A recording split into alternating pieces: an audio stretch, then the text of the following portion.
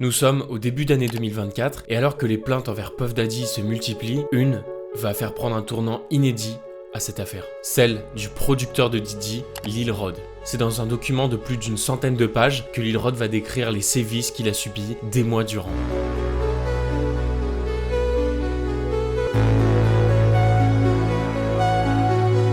Bonjour à tous et bienvenue dans cette deuxième partie de la série réalisée sur Puff Daddy. J'ai longtemps attendu avant de sortir cette deuxième partie et à vrai dire je savais même pas si j'allais la tourner ou non. Mais nous sommes en plein milieu du procès de Diddy et donc je me devais de reparler de cette affaire. Aujourd'hui on va parler du document d'accusation qui a fait tomber Diddy, l'une des dernières marches de sa chute vertigineuse. Rodney Jones, c'est un Afro-Américain d'une trentaine d'années qui est producteur musical. Il a mené une carrière assez prospère et tranquille dans le milieu jusqu'en 2023 où il va recevoir une offre qu'il ne pourra pas refuser. Il est invité à prendre part à la production du dernier album de Puff Daddy. Alors pour comprendre ce projet, il va falloir mettre un tout petit peu de contexte. Faut savoir que Puff Daddy, vers 2022-2023, il va complètement changer d'identité. Cette métamorphose, elle va être symbolisée notamment par le changement de son pseudo. En effet, dans toutes les vidéos que vous avez pu regarder, vous avez entendu Sean Combs, Puff Daddy, etc. Mais en réalité, ces dernières années, son ambition c'était de se faire appeler Love. Et pour marquer cette nouvelle identité, il voulait l'accompagner d'un projet musical. Un projet qui s'appellera le Love Album, qui aura pour ambition de faire renaître le R&B.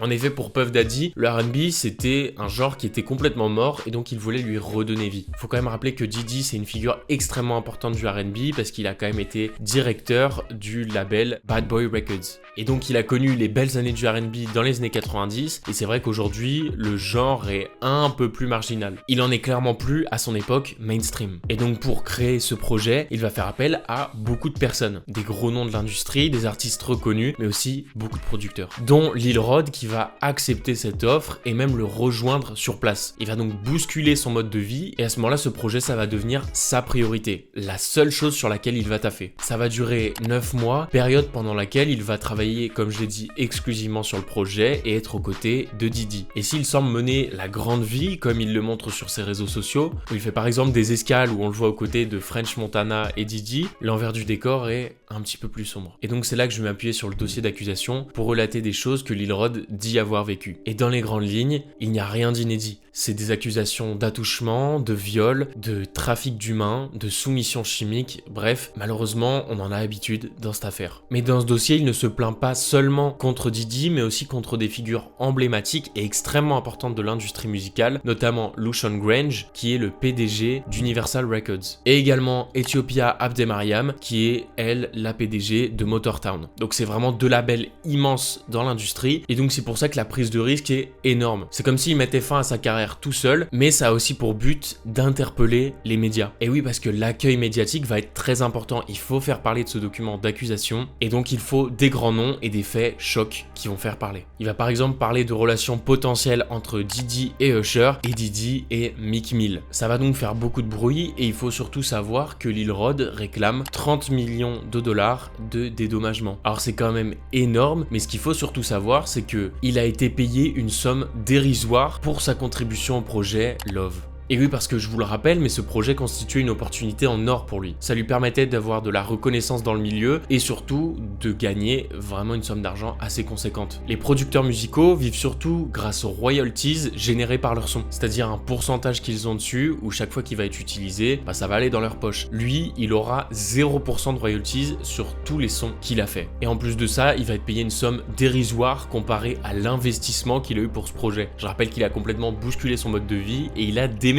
Bref, tout ça, ça va forcément le pousser à raconter ce qu'il a vécu dans un témoignage. Mais du coup, ça nous fait poser une question, est-ce que ce témoignage est tangible? Parce que ce dossier-là, bien que colossal et extrêmement détaillé, il peut donner l'effet d'une simple bombe médiatique. Comme je vous l'ai dit, il est vraiment très vaste et parle de beaucoup de choses, du vécu de Lil Rod à des théories un peu farfelues. Plusieurs faits décrits sont d'ailleurs extrêmement précis, et donc je vous le donne en mille, Lil Rod accuse plusieurs fois Puff Daddy de l'avoir attouché de manière inappropriée, de faire beaucoup de sous-entendus au quotidien et d'avoir vraiment des comportements très problématiques. Comme par exemple une fois où Diddy va lui proposer de venir dans la salle de bain avec lui lorsqu'il prend sa douche. Rodney va donc lui demander pourquoi, ce à quoi Didi va répondre que des fois il a des inspi de mélodies ou de textes qui lui viennent et donc c'est toujours plus pratique d'avoir quelqu'un pour l'accompagner. Alors on souligne quand même l'effort de cette justification, mais évidemment ça tient pas du tout debout. Et donc Lil Rod va en parler à la manageuse de Didi qui va tout simplement lui répondre: oh tu sais, Didi c'est Didi, ce qui prouve tout simplement qu'elle est habituée à de telles circonstances et surtout de telles remarques. Et comme je vous l'ai dit, non seulement ce document va avoir une portée médiatique quand même assez importante, mais il va aussi tomber dans les dossiers du FBI. C'est clairement la goutte de trop et donc le FBI va entamer la procédure RICO. Cette procédure, elle a été inventée pour faire tomber la mafia new-yorkaise dans les années 70 et depuis elle est utilisée contre les crimes en bande organisée, les narcotrafiquants, etc. On avance un peu dans le temps et on est à ce moment-là en octobre 2024 et Didi est arrêté. L'affaire va exploser et prendre un tournant drastique et c'est la période où on ne pouvait tout simplement pas y échapper, que ce soit sur les réseaux sociaux, les médias, à la télé, à la radio, bref, tout le monde en parlait. Et c'est là que les choses vont vraiment dériver parce que chacun y va de sa théorie. Étant donné que tout le monde s'exprime sur l'affaire, il faut se démarquer et générer de l'attention. Et donc on rentre dans un cercle vicieux où on écoute ceux qui exposent des soi-disant faits toujours plus fous les uns que les autres. Et ce cercle vicieux, vous en avez fait partie. En likant des vidéos qui parlaient de Didi, certaines théories du complot, tout le monde a été plongé dedans. Et à cette époque-là, faut dire, j'ai été tenté de faire des vidéos sur le sujet. Mais j'ai quand même voulu prendre du recul et pas participer à ce tourbillon. J'ai donc commencé à écrire de mon côté, faire mes recherches et faut dire qu'on peut très vite tomber dans cette spirale descendante. Et ce, à cause de la nature complètement folle de l'affaire. Il y a quelques années, on aurait présenté Didi comme un trafiquant d'êtres humains et un violeur multirécidiviste. Honnêtement, on vous aurait pris pour un fou. On n'aurait jamais imaginé une telle figure du hip-hop et du R&B, autant respectée et connue, être à la tête d'un tel réseau. Et du coup, tout devient un peu possible ou concevable comparé à la nature complètement dingue de cette affaire.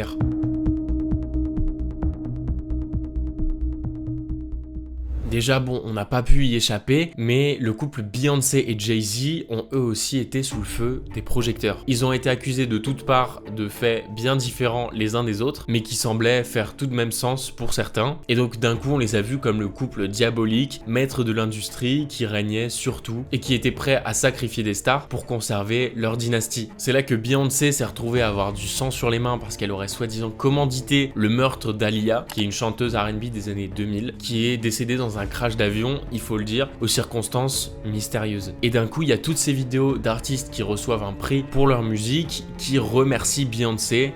Du coup, il y a eu la traîne du fameux Thank you Beyoncé. C'était des mots que devaient soi-disant prononcer ces artistes pour espérer rester en vie. Et c'est pour ça qu'on en arrive à l'année 2009 où Kanye fait irruption sur scène et dit que Beyoncé méritait de gagner le MTV Award du meilleur clip de l'année. Cette scène va faire un scandale aux États-Unis, mais donc en 2024, les gens ont réinterprété cette scène autrement en disant que Kanye aurait donc sauvé Taylor Swift d'une mort potentielle parce qu'elle a gagné un prix devant Beyoncé. En vrai, j'ai plutôt trouvé ça drôle, mais je pense qu'il y a vraiment des gens qui y ont cru et je trouve ça un peu inquiétant. Et au-delà de Jay-Z et Beyoncé, il y a plein d'autres célébrités qui ont été pointées du doigt. Et comment évoquer des célébrités qui ont été pointées du doigt sans parler de Justin Bieber. Justin Bieber que Puff Daddy a très vite pris sous son aile alors que celui-ci n'était âgé que d'une quinzaine d'années. Et donc là, à nouveau, les gens vont faire une relecture du clip Yummy qui est le retour de Justin Bieber sur la scène musicale en 2020. Clip où les gens vont trouver des métaphores visuelles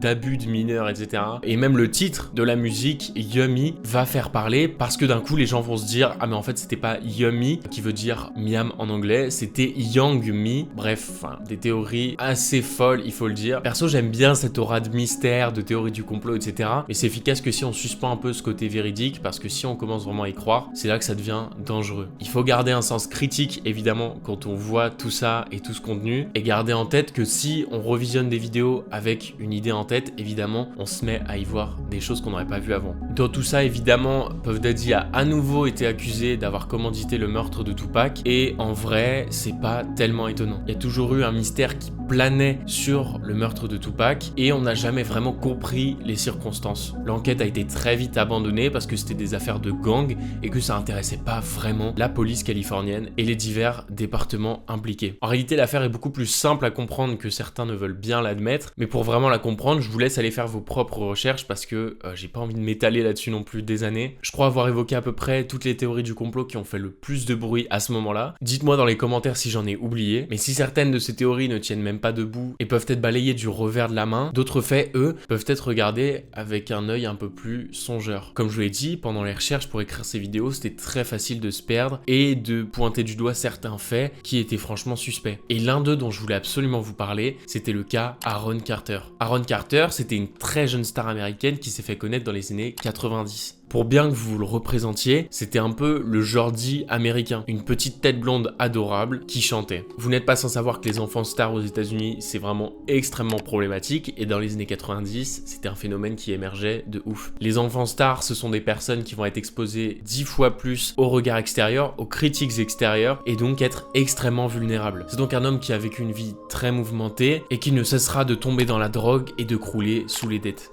Une bien triste histoire donc qui se conclut par la mort d'Aaron Carter en 2022, s'étant noyé après l'inhalation de gaz et la prise de médicaments. Mais des circonstances assez mystérieuses planent sur la mort de Aaron Carter, au point que la mère de l'individu confie qu'il puisse s'agir d'un potentiel homicide. Et vous vous en doutez, Internet s'est très vite emparé de cette théorie en pointant du doigt Diddy.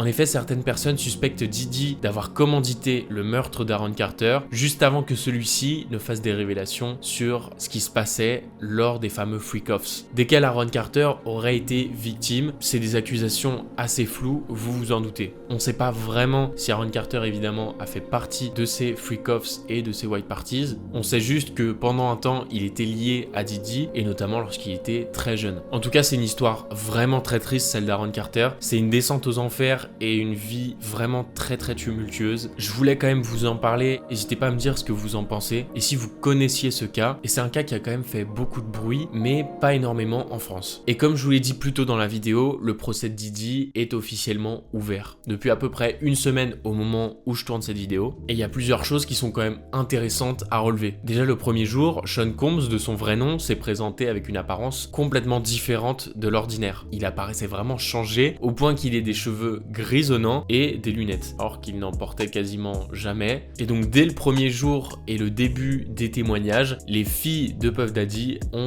quitté l'audience à plusieurs reprises. Dans les faits notables et assez fous de ce procès, il y a également la femme d'un des jurés qui avait déjà témoigné contre Diddy. C'était pour un concert dont la billetterie avait été extrêmement mal organisée, ce qui causera la mort de 9 personnes. Bref, ce juré a sans doute été évincé depuis, mais la coïncidence est quand même assez dingue. Et de manière beaucoup plus récente, il y a également le témoignage de Cassie qui a commencé avec la fameuse vidéo du couloir de l'hôtel que Diddy aurait essayé d'effacer à tout prix. En effet, c'est un employé de l'hôtel qui dit que Puff a tenté de le corrompre en lui donnant une belle liasse de billets et en lui disant d'effacer la vidéo en question. En tout cas, tout est fou dans ce procès et on se doute que le tourbillon médiatique n'est pas fini. En tout cas, pour ma part, je pense que c'était ma dernière vidéo sur l'affaire. J'espère qu'elle vous aura plu. Si c'était le cas, n'hésitez pas à me le dire dans les commentaires et peut-être que je ferai un bilan du procès avec les faits les plus notables, etc. Merci de m'avoir suivi jusque là. On se retrouve très bientôt sur cette chaîne pour des contenus qui tournent plus autour de la musique et moi je vous dis à très bientôt.